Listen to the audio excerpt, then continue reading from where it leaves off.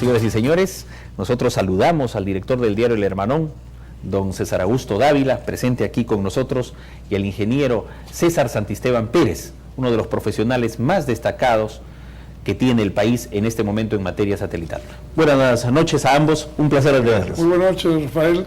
Buenas noches también a nuestros gentiles televidentes que tienen la amabilidad de recibirnos en sus hogares. Bien, tenemos entonces a nuestro invitado, es un placer contar con su presencia. Ante todo, muchas gracias, Rafael, por la invitación, muy contentos de hablar de este tema que es tan importante, ¿no? Y que hay actualmente una coyuntura muy importante. Justamente sabemos que el día de ayer el ministro de Defensa ha anunciado, bueno, ha corroborado en realidad la compra del sistema satelital. Estamos, me imagino, de acuerdo al procedimiento del SNIP, a pocos meses de la adquisición, de un anhelo de todos aquellos que trabajamos. Yo soy ingeniero geógrafo de profesión, todos aquellos que trabajamos con este tipo de información que es tan importante para el desarrollo del país, ¿no? 21 años o algo más de experiencia en este terreno, en perspectiva o retrospectiva, digamos, ¿qué podrías resumir de esos 21 años trabajando con las imágenes satélites? Bien, básicamente yo casi desde estudiante tuve el contacto con las imágenes satélite y es un tema que me fascinó, porque además me gusta la tecnología.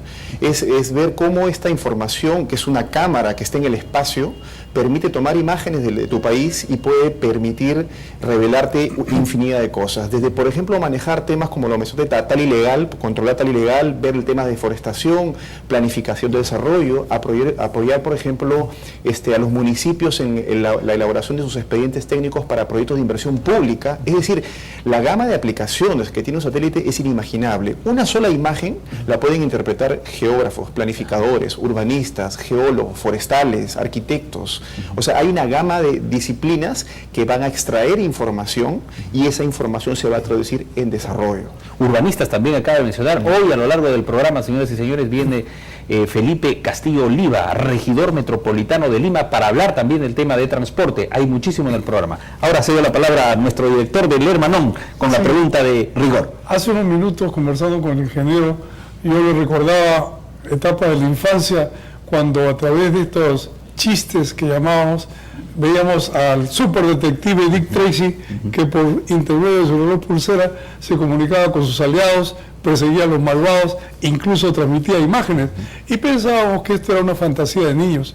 Hoy día eso es una realidad y hay artefactos que logran esta situación de transmitir voces e imágenes. Yo quisiera que amablemente el ingeniero, en palabras muy sencillas, Coquito, nos explique cómo funciona mecánicamente esta tecnología. Correcto. Los satélites básicamente son instrumentos de alta tecnología que tienen una serie de componentes que permiten, como un avión, su desplazamiento. Ellos, en el caso del satélite que tiene planificado comprar el Perú, es un satélite que se llama de órbita polar. ¿Por qué polar? Porque pasan por los polos y giran permanentemente. Dan 14 vueltas al día y solamente tenemos 4 minutos para aprovechar cuando pasa sobre Perú. A diferencia de, por ejemplo, los satélites de comunicaciones que están fijos, entre comillas. Y no exactamente, o sea, no es que estén fijos, sino en realidad giran a la misma velocidad de rotación de la Tierra. Entonces siempre están enfocando y lo que hacen es irradiar las señales que se transmiten desde la antena al satélite y bajan.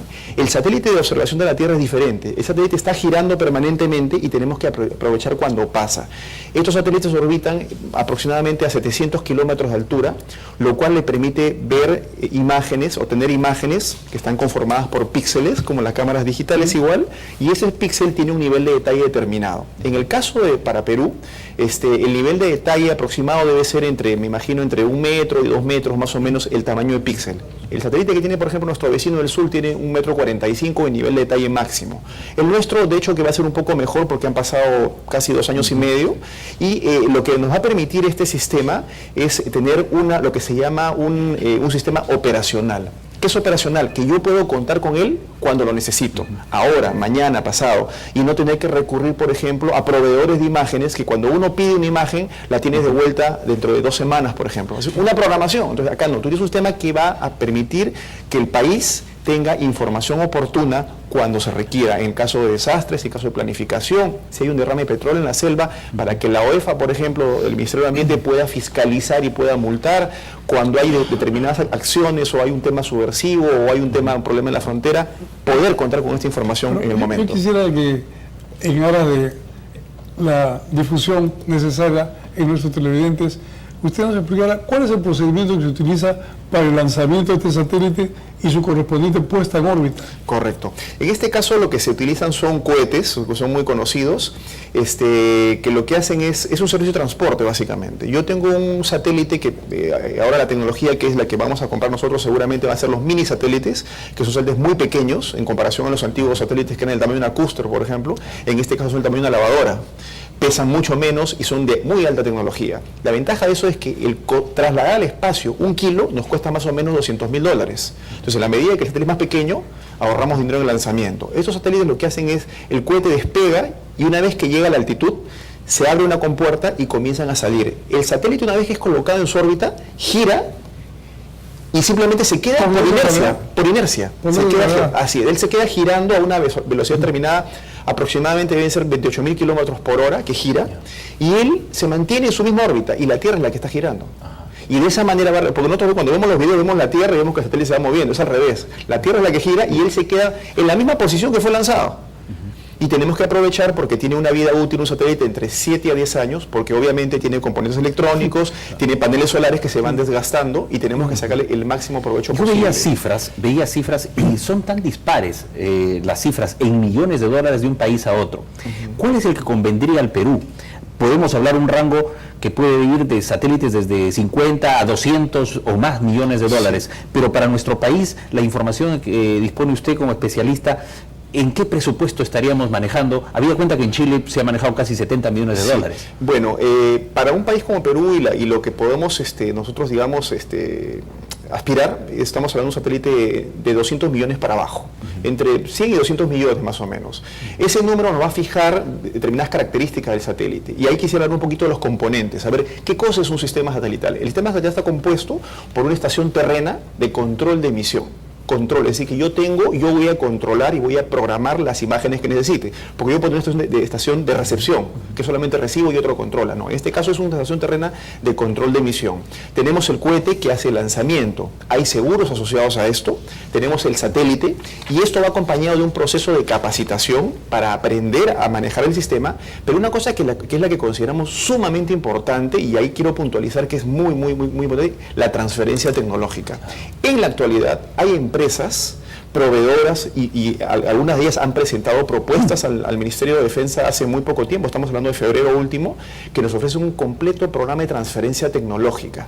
¿Qué significa esto? Significa que no solamente vamos a ser usuarios de una caja negra, sino, por ejemplo, hay programas de transferencia tecnológica que permiten de que peruanos que van a capacitarse a manejar el sistema, además puedan construir en paralelo un segundo satélite y que lo lancen 2 satélites y que además tengamos licenciamiento para poder reproducirlos y generar una industria espacial. Bueno, eso sí es una innovación muy importante en cuanto a política de transferencia, porque hasta hace poco potencias como Estados Unidos se negaban rotundamente a transferir la tecnología. Totalmente. Es casi una norma que en la industria espacial todo sea una caja negra, una caja cerrada. Ahora, seguramente hay muchas personas, incluso en el sector defensa de nuestro país, que pueden decir: ¿por qué vamos a gastar entre 100 y 200 millones de dólares si ahora las imágenes satelitales se alquilan? Podemos alquilar a Israel, podemos alquilar a Francia, podemos alquilar a Brasil, que está cerca, y nos venden las fotografías. ¿Qué le dice usted a ese argumento? Lo que sucede es que, como decía, eso no es un sistema operacional, o sea, no tenemos la información en el momento requerido. Yo, por ejemplo, en mi compañía, yo vendo imágenes,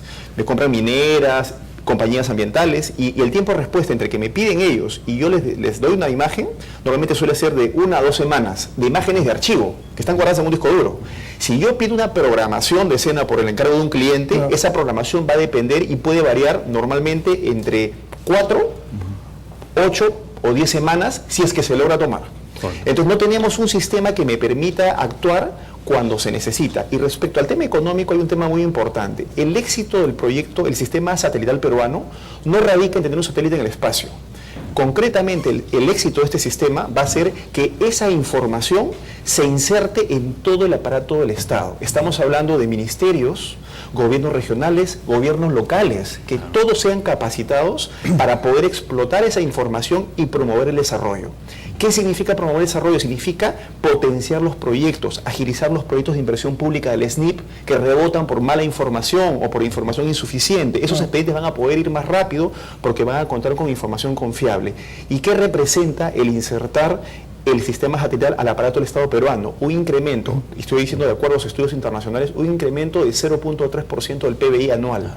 Más o menos 500 millones de dólares anuales en un horizonte de 10 años. 5.000 millones de dólares con una inversión entre 100 y 200 millones de dólares. Fíjense la enorme tasa de retorno que va a tener el país. Eso es netamente positivo para una economía como la peruana, que habla de crecimiento, pero que este satélite también no nos dejaría la saga frente a los vecinos.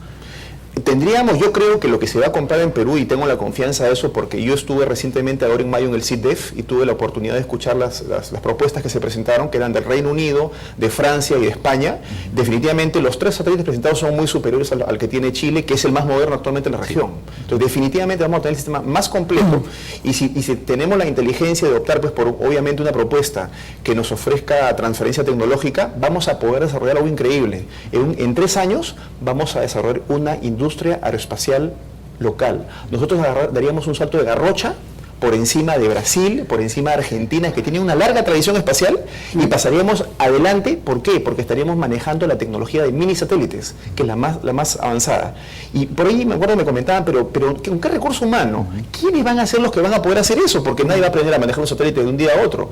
Nosotros tenemos a un grupo de amigos que le llamamos la Legión Extranjera, que son, por ahí algunos de repente han escuchado algunas noticias, son un grupo de peruanos que trabajan en Europa, en la industria aeroespacial europea. Tenemos 3 amigos que están trabajando actualmente. Uno es Martín Canales.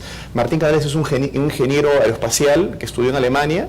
Actualmente el trabajo de Martín Canales es establecer comunicación con la Estación Espacial Internacional, con el módulo Columbus. Ese es su trabajo. Tenemos recurso humano entonces. Tenemos a Jaime Estela, a Michael Schulte, tenemos a Víctor Román, peruanos que están ávidos esperando que este proyecto se concrete para regresar al país, y es una promesa del presidente. El presidente quiere repatriar a ingenieros. Esta es la oportunidad, pero solamente van a venir, obviamente, si hay un programa de transferencia tecnológica. Y el director del Hermanón ha convocado a los talentos en el Hermanón, precisamente. Sí, yo quería hacer una pregunta muy puntual. Así como diversos artefactos electrónicos y tecnológicos de última generación parecen haber destruido nuestra privacidad, hasta en las comunicaciones interpersonales o entre las 4 paredes, yo diría, ¿qué sucederá con estos satélites que son capaces de irrumpir en la privacidad de los países, en las bases supuestamente secretas, en los lugares donde se filtra la seguridad nacional? ¿Qué va a suceder? Bueno, en realidad el satélite con el que vamos a comprar nosotros no llega a ser un satélite, digamos, de capacidades espías, ¿no? Esos satélites vuelan mucho más bajo, tienen inclusive video, escuchan, pero tienen un periodo de vida muy corto, duran 3-4 meses. Ese satélite en realidad tiene unos 10 años de vida útil, no llega al nivel de detalle que digamos para calificarlo para espionaje. Dígame una cosa, esta orbitación del satélite no se va acortando necesariamente con el tiempo por la atracción de la Tierra. Correcto, exactamente. Obviamente la fuerza gravitacional tiende a jalarlo en el tiempo y sería una espiral la que tendría que hacer. Entonces el satélite lleva combustible a bordo, que no es para que se desplace, porque como decíamos el desplazamiento es por inercia, con la velocidad de lanzamiento inicial. Ese combustible sirve, que es muy valioso, porque es muy poco por el tamaño, es para mantenerlo en órbita, a su misma altitud. Claro. ¿Para qué? Para que las imágenes que tome siempre estén a la misma escala. Entonces hay ciertos componentes. Exactamente, para que el píxel sea el mismo. Entonces hay ciertos componentes básicos como los paneles solares, como las piezas mecánicas y como el combustible, que son los que condicionan el tiempo de vida útil del satélite. Aquí hay una pregunta muy importante que quisiera hacer. Particularmente seguí muy de cerca el caso chileno para saber, por ejemplo, la utilidad que le iban a dar. Y sería un momento de tensión también, y los chilenos avanzaban con sus satélites desde el gobierno de Toledo, y entonces había incluso, los halcones de Chile estaban muy preocupados en esta situación, pero tuvieron ellos una mala experiencia. ¿Por qué demoraron tanto en lanzar? Para nosotros no repetir eso, se demoraron más de los plazos que ellos habían previsto. Sí, bueno, el error que cometió desde mi punto de vista técnico Chile fue contratar una propuesta que no tuvo en cuenta un lanzamiento como principal contratista del satélite, o sea, del cohete. Es decir, ¿no? Es como que tú vas a trasladarte a un sitio y contratas un charter. Tú contratas el charter, me quiero ir a Galápagos, no quiero pasar, me quiero ir de frente, yo contrato el charter y yo digo cuándo salgo. Y bueno, habrán pasajeros que se quieren ir, como tengo medio avión vacío, digo, bueno, que se suban los que quieran, pero están condicionados a mi fecha de lanzamiento, a mi fecha de despegue. Entonces, ese fue el error de Chile. Chile no fue el contacto que tuvo, no tuvieron la precaución, ¿no?, de ver cómo era el lanzamiento, o de repente no les interesó, pero tomaron un vuelo que se llama compartido, shared, ¿no?, compartido, en el cual se vieron condicionados a una fecha X de lanzamiento de un cohete, de un satélite principal. Entonces, la recomendación que yo haría como técnico en el tema es de que nosotros tendríamos que necesariamente contratar una propuesta que nos garantice un lanzamiento como prime contractor, como contratista principal, que nos garantice que se lance cuando esté terminado, porque si no va a estar en una caja. Y imagínate lo que significa que tú tengas finalmente, tú compras una computadora y te la entreguen después de 2 años. Entonces, la obsolescencia tecnológica te pasa factura, ¿no? Obsoleto, además. Así es. Esto lo hace recordar los primeros tiempos de las clases de geografía, que nos enseñaban algo que ahora parece estar condicionado a la tecnología, ¿no? Sir Isaac Newton postuló que los cuerpos en el espacio se atraen en razón directa de sus masas y en razón inversa al cuadrado de su distancia. Quiere decir que el más grande atrae al más chico según la distancia en que se encuentra. ¿Es así? Exactamente. Y la física, hemos recordado la secundaria. Es la física, porque justamente el satélite está todo calculado para que gire a una velocidad tal que no caiga, pero tampoco que vaya tan rápido para que se salga y se vaya como una nave sonda. Entonces está todo calculado, velocidad, peso, masa, para que se mantenga ahí, ¿no? También hay una cosa que quisiera observar. Existe lo que se llama la basura espacial, satélites que están fuera de uso, trozos de meteoritos. ¿Cómo se hace para esquivar eso, estos satélites? Es por eso que cuando nosotros vemos, por ejemplo, si alguna vez vemos en la noticia y sale, va a lanzar un cohete y no se pudo lanzar, o el transbordador en aquellas épocas, dicen, no se lanza al día siguiente, dicen, vamos a esperar a tal día, porque están buscando una ventana de salida, porque hay 45.000 objetos dando vueltas. Eso decía yo. Entonces hay que buscar un momento preciso para que haya la seguridad necesaria para que cuando salga no se choque con nada. Y además, cuando vamos, y hay un tema interesante, un tema también importante para Perú, el diseño de la órbita. Nosotros no nos conviene irnos en un lanzamiento, por ejemplo, que sea un satélite que tenga otras necesidades, porque ahora lo que nos conviene es una órbita ascendente que vaya paralelo a la costa peruana, para que aprovechemos, porque una órbita descendente es transversal, entonces perdemos la capacidad. Entonces es importante el tema del diseño de la órbita. Bien, nos ha ganado el tiempo, César Augusto Dávila, agradecemos realmente al ingeniero, será también otro momento, la ocasión de tener el ingeniero César Santisteban, muy agradecido porque nos ha ilustrado. De repente en el discurso presidencial el presidente de la República anuncia fechas precisas, porque si es que se hace una mala contratación habría satélite el 2017, seguramente el Perú necesita un satélite antes del 2016, ya eso dependerá también con qué velocidad se avanzan las negociaciones, tan importante para el desarrollo de nuestro país. Vamos a una pausa, retornamos con el regidor metropolitano Felipe Castillo Oliva.